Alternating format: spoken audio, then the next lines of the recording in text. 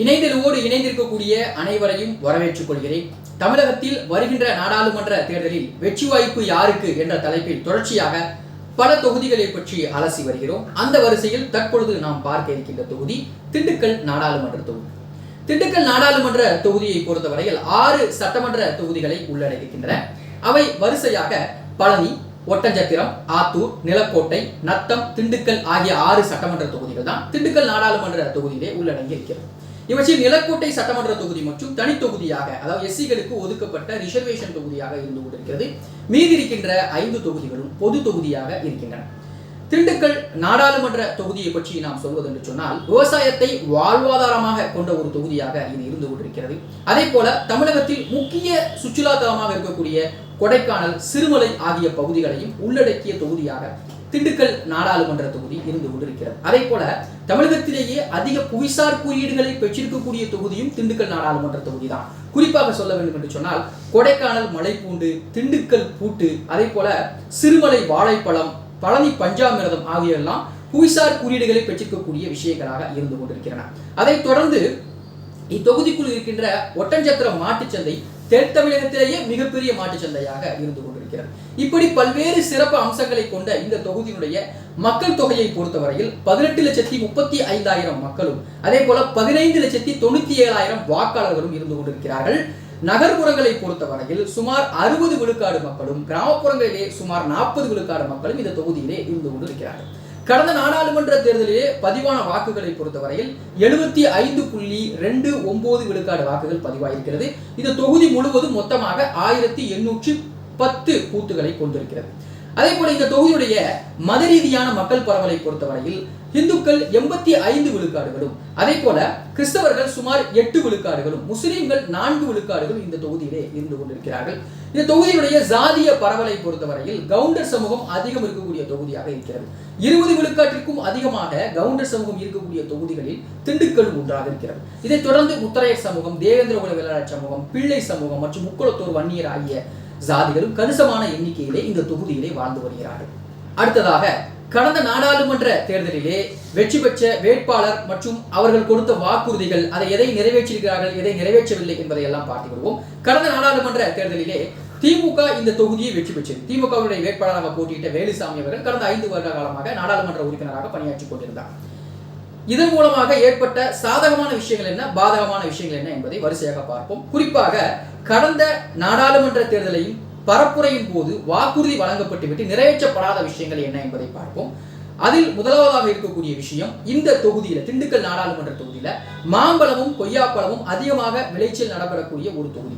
எனவே இந்த இரண்டையும் மையப்படுத்தி அதை சார்ந்த கூழ் அமைக்கக்கூடிய தொழிற்சாலை, மாம்பழ கூழ் மற்றும் கொய்யாப்பழம் கூழ் ஆகிய பழக்கூழ் தொழிற்சாலையை அமைப்பேன் என்று சொல்லி வாக்குறுதி வழங்கியிருந்தார்கள். ஆனால் அதை நிறைவேற்றவில்லை.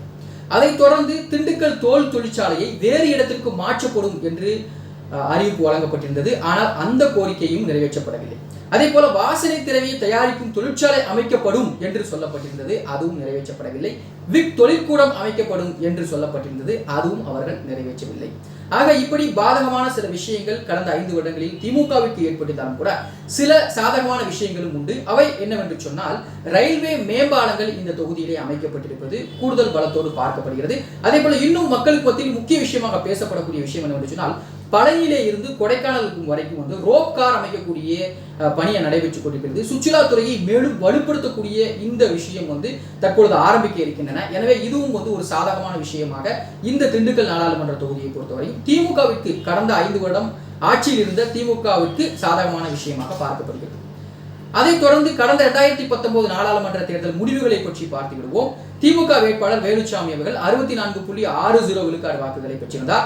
அதிமுகவினுடைய வேட்பாளர் ஜோதிமுத்து அவர்கள் 17.96 விழுக்காடு வாக்குகளையும், மக்கள் நீதி மையத்தினுடைய வேட்பாளர் சுதாகரன் அவர்கள் 3.36 விழுக்காடு வாக்குகளையும், நாம் தமிழர் கட்சியினுடைய வேட்பாளர் மன்சூர் அலிகான் அவர்கள் 4.76 விழுக்காடு வாக்குகளையும், அமமுக கட்சியினுடைய வேட்பாளர் ஜோதி முருகன் அவர்கள் 5.44 விழுக்காடு வாக்குகளை பெற்றிருந்தார்கள். அடுத்ததாக 2021 சட்டமன்ற தேர்தல் முடிவுகளை பார்த்து வருவோம். இந்த தேர்தலில் பழனி சட்டமன்ற தொகுதிகளில் திமுக வெற்றி பெற்றிருந்தது. அதே போல ஆத்தூர் சட்டமன்ற தொகுதியில் பாத்தீங்கன்னா திமுக வெற்றி பெற்றிருந்தது. அதைத் தொடர்ந்து நத்தம் சட்டமன்ற தொகுதியில் அதிமுக வெற்றி பெற்றிருந்தது. ஒட்டஞ்சத்திரம் சட்டமன்ற தொகுதியில் திமுக வெற்றி பெற்றிருந்தது. நிலைக்கோட்டை சட்டமன்ற தொகுதியில் அதிமுகவும், அதே போல திண்டுக்கல் சட்டமன்ற தொகுதியில் அதிமுகவும் வெற்றி பெற்றிருந்தார்கள். ஆக அதிமுக 3 தொகுதிகளிலும், திமுக 3 தொகுதிகளிலும் வெற்றி பெற்றிருந்தார்கள். 2021 சட்டமன்ற தேர்தலை பொறுத்தவரைக்கும் இருவரும் சரிசமமான தொகுதிகளில் தான் வெற்றி பெற்றிருந்தார்கள் என்பது குறிப்பிடத்தக்க ஒரு விஷயம். அதைத் தொடர்ந்து இந்த தொகுதியுடைய வாக்கு வங்கியை பற்றி பார்த்து விடுவோம். கடந்த தேர்தல்களில் தனியாக போட்டியிட்டு ஒரு கட்சி பெற்றதை தான் நாம் வாக்கு வங்கியாக எடுத்துக்கொள்கிறோம். அந்த வகையில் காங்கிரஸ் கட்சி 2014 நாடாளுமன்ற தேர்தலில் தனித்து போட்டியிட்டு 3.32 விழுக்காடு வாக்குகளை பெற்றிருந்தது. நாம் தமிழர் கட்சி 2021 சட்டமன்ற தேர்தலில் 4.98 விழுக்காடு வாக்குகளையும், அதே போல மக்கள் நீதி மையம் கடந்த நாடாளுமன்ற தேர்தலில் 3.36 விழுக்காடு வாக்குகளையும், பிஜேபி 2016 சட்டமன்ற தேர்தலில் 1 விழுக்காடு வாக்குகளையும், பாட்டாளி மக்கள் கட்சி 2016 சட்டமன்ற தேர்தலில் 0.5 விழுக்காடு வாக்குகளையும் பெற்றிருந்தார்கள் என்பது குறிப்பிடத்தக்க ஒரு விஷயம். அதைத் தொடர்ந்து இந்த தொகுதியில் இருக்கக்கூடிய முக்கிய பிரச்சனைகள் என்ன, மக்களுடைய எதிர்பார்ப்புகள் என்ன, மக்களுடைய கோரிக்கைகள் என்ன என்பதை வரிசையாக நாம் பார்த்து விடுவோம். அதில் முதலாவதாக நாம் பார்க்க இருக்கின்ற தொகுதி பழனி சட்டமன்ற தொகுதி. பழனி சட்டமன்ற தொகுதியை பொறுத்தவரையில பழனி என்பது ஒரு ஆன்மீக தலமாக இருந்து கொண்டிருக்கிறது. அதே போல இதே சட்டமன்ற தொகுதிக்குள் தான் முக்கிய சுற்றுலா தலமான கொடைக்கானலும் வருகிறது. எனவே ஆன்மீகத்திற்காக வரக்கூடியவர்களும், அதே போல சுற்றுலா பயணிகளாக வரக்கூடியவர்களுடைய எண்ணிக்கையும் அதிகமாக இருப்பதனால் இங்கே அதிகமான போக்குவரத்து நெரிசல் ஏற்படக்கூடிய ஒரு தொகுதியாக இது இருந்து கொண்டிருக்கிறது. குறிப்பாக கொடைக்கானல்ல பாத்தீங்கன்னா சீசன் டைம்ல மிகவும் அதிகமான போக்குவரத்து நெரிசல் ஏற்படுகிறது. எனவே இந்த பகுதியில் பாத்தீங்கன்னா மல்டி லெவல் பார்க்கிங் இருக்கக்கூடிய ஒரு பேருந்து நிலையம் அமைக்க வேண்டும் என்பது அப்பகுதி மக்களுடைய முக்கிய கோரிக்கையாக இருந்து கொண்டிருக்கிறது. இந்த பகுதியுடைய மலை பகுதிகளில் இன்னுமே சாலை வசதிகள் போதிய அளவில் இல்லாமல் இருக்கின்றது. எனவே அப்பகுதிகளில் சாலை வசதிகள் ஏற்படுத்தி தர வேண்டும் என்பதும் அந்த பகுதி மக்களுடைய முக்கிய கோரிக்கையாக இருந்து கொண்டிருக்கிறது. அதைத் தொடர்ந்து ஒட்டஞ்சத்திரம் சட்டமன்ற தொகுதியை பொறுத்தவரையில இங்க முருங்கை விளைச்சல் மிகவும் அதிகம். எனவே முருங்கையை மையப்படுத்தி முருங்கை பவுடர் செய்யக்கூடிய தொழிற்சாலை அமைக்க வேண்டும் என்பது இப்பகுதி மக்களுடைய முக்கிய கோரிக்கையாக இருந்து கொண்டிருக்கிறது. அதே போல ஒட்டஞ்சத்திரம் மார்க்கெட்ல இருந்து பாத்தீங்கன்னா தினந்தோறும் டன் கணக்கில் கழிவுகள் வெளியேற்றப்படுகின்றன. இவற்றை சாலையோரத்தில் கொட்டி எரிக்க வேண்டிய ஒரு நிலைதான் தற்பொழுது தொடர்ந்து கொண்டிருக்கின்றன. எனவே இவற்றிற்கு ஒரு மாற்றமாக அங்கே குப்பை கிடங்கு அமைக்க வேண்டும் என்பது அப்பகுதி மக்களுடைய முக்கிய கோரிக்கையாக இருந்து கொண்டிருக்கிறது. ஆத்தூரை பொறுத்தவரையில இங்கு இருக்கக்கூடிய சுங்குடி சேலை மிகவும் பிரபலமான ஒரு விஷயம். இங்கே சேலை உற்பத்தி அதிகம் நடக்கிறது. குறிப்பாக சுங்குடி சேலை என்று அழைக்கப்படுகின்ற சேலை உற்பத்தி இங்கே நடைபெற்றுக் கொண்டிருக்கின்றன. ஆனால் தற்போதைய காலகட்டத்தில் ஜிஎஸ்டியினுடைய அமலாக்கத்தின் காரணமாகவும் நூல் விலை ஏற்றத்தின் காரணமாகவும் இந்த தொழில் பெரிய அளவில் பாதிப்படைந்துள்ளது. எனவே இவற்றிலிருந்து இந்த சுங்குடி சேலையினுடைய அந்த வீழ்ச்சியை பாதுகாக்க வேண்டும் என்று சொன்னால் நூல் விலையை குறைக்க வேண்டும், அதே போல ஜிஎஸ்டி அமலாக்கத்தை முறைப்படுத்த வேண்டும் என்று சொல்லி இந்த பகுதி மக்களுடைய முக்கிய கோரிக்கையாக இருந்து கொண்டிருக்கிறது. அதே போல இங்கே அரசு கல்லூரி அமைக்கப்பட வேண்டும் என்பதும், இளைஞர்களுக்கு வேலை வாய்ப்பு ஏற்படுத்துவதற்காக புதிய தொழிற்சாலைகளை துவங்க வேண்டும் என்பது அப்பகுதி மக்களுடைய முக்கிய கோரிக்கையாக இருந்து கொண்டிருக்கிறது. அதைத் தொடர்ந்து இருக்கக்கூடிய தொகுதி நிலக்கோட்டை சட்டமன்ற தொகுதி. இந்த தொகுதியை பொறுத்தவரையில பூக்களுடைய விளைச்சல் அதிகம் காணப்படுகின்ற தொகுதி. எனவே திருவிழா காலங்களில், பண்டிகை காலங்களில் பூக்களுக்கு உரிய விலை வழங்கப்படுகிறது. ஆனால் மற்ற காலங்களில் பூக்களுடைய விலை மிகவும் வீழ்ச்சி அடைவதால் இங்க இருக்கக்கூடிய பூ வியாபாரிகளும் விவசாயிகளும் அதிகமாக பாதிப்படைகிறார்கள். எனவே பாத்தீங்கன்னா இந்த தொகுதியில ஒரு குளிர்பதன கிடங்கு அமைக்க வேண்டும். பூக்களை பாதுகாப்பதற்காக, சேமித்து வைப்பதற்காக குளிர்பதன கிடங்கு அமைக்கப்பட வேண்டும் என்பது, அதே போல பூக்களை மையப்படுத்தி வாசனை திரவிய தொழிற்சாலை அமைக்கப்பட வேண்டும் என்பதும் இப்பகுதி மக்களுடைய முக்கிய கோரிக்கையாக இருந்து கொண்டிருக்கிறது.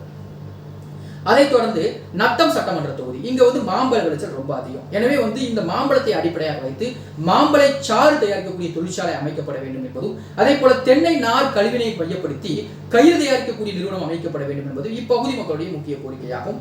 அதைத் தொடர்ந்து திண்டுக்கல் சட்டமன்ற தொகுதியை பொறுத்தவரையில நீண்ட நாள் பிரச்சனையாக இருக்கக்கூடியது இங்க இருக்கக்கூடிய பேருந்து நிலையத்தை விரிவாக்கம் செய்ய வேண்டும் என்பதும், அதே போல புறநகர் பகுதிக்கு பேருந்து நிலையத்தை மாற்ற வேண்டும், இதன் மூலமாக போக்குவரத்து நெரிசல் தவிர்க்கப்படும் என்பது இங்கு இருக்கக்கூடிய மக்களுடைய முக்கிய கோரிக்கையாக இருக்கிறது. அதைத் தொடர்ந்து இந்த தொகுதியில் வருகின்ற நாடாளுமன்ற தேர்தலில் யார் யார் போட்டியிடுகிறார் என்பதை நாம் வரிசையாக பார்த்து விடுவோம். அதில் திமுக கூட்டணி சார்பாக சிபிஎம் சச்சிதானந்தம் அவர்கள் போட்டியிடுகிறார்கள். அதே போல அதிமுக கூட்டணி சார்பாக எஸ்டிபிஐ கட்சியினுடைய வேட்பாளர் நெல்லை முபாரக் அவர்கள் போட்டியிடுகிறார். பிஜேபியினுடைய கூட்டணியிலே பாட்டாளி மக்கள் கட்சியின் சார்பாக திலகபாமா அவர்கள் போட்டியிடுகிறார். அதே போல நாம் தமிழர் கட்சியினுடைய சார்பாக நிரஞ்சனா அவர்கள் போட்டியிடுகிறார்கள். அடுத்து இந்த தொகுதியில் வருகின்ற நாடாளுமன்ற தேர்தலில் வெற்றி வாய்ப்பு யாருக்கு இருக்கிறது என்பதை பார்த்து விடுவோம். அதாவது கடந்த கால தேர்தல் நிகழ்வுகளை பொறுத்தும் தற்போதைய கூட்டணி கணக்குகள் மற்றும் இப்போது இருக்கக்கூடிய சூழல் ஆகியவற்றை வைத்துத்தான் யார் வெற்றி பெற முடியும் என்பதை சொல்ல முடியும். அந்த வகையில் கடந்த கால நிகழ்வுகளை பார்த்தால் தொகுதி மறுவரைக்கு பின்பு இருக்கக்கூடிய தேர்தல்களில் 2009 நாடாளுமன்ற தேர்தலில் திமுக இந்த தொகுதியை வெற்றி பெற்றிருந்தது. 2011 சட்டமன்ற தேர்தலை பொறுத்தவரைக்கும் 2 தொகுதிகளில் திமுகவும் 4 தொகுதிகளில் அதிமுகவும் வெற்றி பெற்றிருந்தார்கள். 2014 நாடாளுமன்ற தேர்தலிலே அதிமுக இந்த தொகுதியை வெற்றி பெற்றிருந்தது. 2016 சட்டமன்ற தேர்தலை பொறுத்தவரைக்கும் திமுக 4 தொகுதிகளிலும் அதிமுக 2 தொகுதிகளிலும் வெற்றி பெற்றிருந்தது. அதே போல 2019 நாடாளுமன்ற தேர்தலை பொறுத்தவரைக்கும் 6 தொகுதிகளிலேயுமே திமுக தான் அதிக வாக்குகளை பெற்று வெற்றி பெற்றிருந்தது. அப்ப 2021 சட்டமன்ற தேர்தலை பொறுத்தவரைக்கும் 3 தொகுதிகளில் திமுகவும் 3 தொகுதிகளில் அதிமுக கூட்டணியும் வெற்றி பெற்றிருந்தார்கள். ஆக இப்படி தேர்தல் வரலாற்றை பார்த்தோம் என்று சொன்னால் தொகுதி மறுவரைக்கு முன்பு வரைக்கும் அதிமுகவுக்கு சாதகமாக இருந்த இந்த தொகுதி மறுவரைக்கு பின்பு திமுகவுக்கு சாதகமாக தான் அதிகமாக இருந்திருக்கிறது. அதிலும் கடந்த 2 தேர்தல்களில் திமுக பெரிய அளவில் பெர்ஃபார்மன்ஸ் பண்ணியிருக்காங்க. கடந்த நாடாளுமன்ற தேர்தலில் அதிகப்படியான வாக்குகள் வித்தியாசத்தில் வெற்றி பெற்றிருக்கிறார்கள். சட்டமன்ற தேர்தலில் 3-3 என்று சரிசமமாக காணப்படுகிறார்கள். அதே போல 2019 நாடாளுமன்ற தேர்தலில் 5,38,000 வாக்குகள் வித்தியாசத்தில் திமுக வெற்றி பெற்றிருக்கிறது. 2021 பொறுத்த வரைக்கும் இருவரும் சரிசமமாக தான் இருக்கிறார்கள். அதே போல பூத் அளவிலே நாம் எடுத்து பார்த்தோம் என்று சொன்னால் கடந்த நாடாளுமன்ற தேர்தலை பொறுத்த வரைக்கும் திமுக ஒரு பூத்தில் அதிக வாக்குகளை பெற்று, அதே போல சட்டமன்ற தேர்தல் 2021 அதிக வாக்குகளை பெற்ற பூத்துகள் எண்ணிக்கை ஒரே பூத்து, அதுல 2019 அதிக வாக்குகள், 2021 அதிக வாக்குகள் பெற்றிருக்கக்கூடிய பூத்துகளின் எண்ணிக்கை மட்டுமே சுமார் 1048 பூத்துகள்ல திமுக அவ்வாறு அதிக வாக்குகளை பெற்றிருக்கிறது. அதே போல அதிமுகவை பொறுத்த வரைக்கும் 65 பூத்துகளில் தான் இவ்வாறு 2 தேர்தல்களுமே அதிக வாக்குகளை பெற்றிருக்கக்கூடிய பூத்துகளாக இருந்து கொண்டிருக்கின்றன. ஆக தேர்தல் கடந்த கால நிகழ்வுகளை பொறுத்தவரையில் திமுகவுக்கு இது பலமான தொகுதியாகவே தற்போதைய சூழலில் இருந்து கொண்டிருக்கிறது. அதைத் தொடர்ந்து தற்போதைய கூட்டணியுமே திமுகவுக்கு பலமாக அமைந்திருக்கிறது. கூட்டணி கட்சியான சிபிஎம்க்கு இந்த தொகுதி வழங்கப்பட்டிருக்கிறது. அதன் சார்பாக சச்சிதானந்தம் அவர்கள் போட்டியிடுகிறார்கள். அதே போல அதிமுக சார்பிலுமே கூட கூட்டணி கட்சிக்கு தான் இந்த தொகுதி வழங்கப்பட்டிருக்கிறது. நெல்லை முபாரக் அவர்கள் இந்த தொகுதியை போட்டியிடுகிறார்.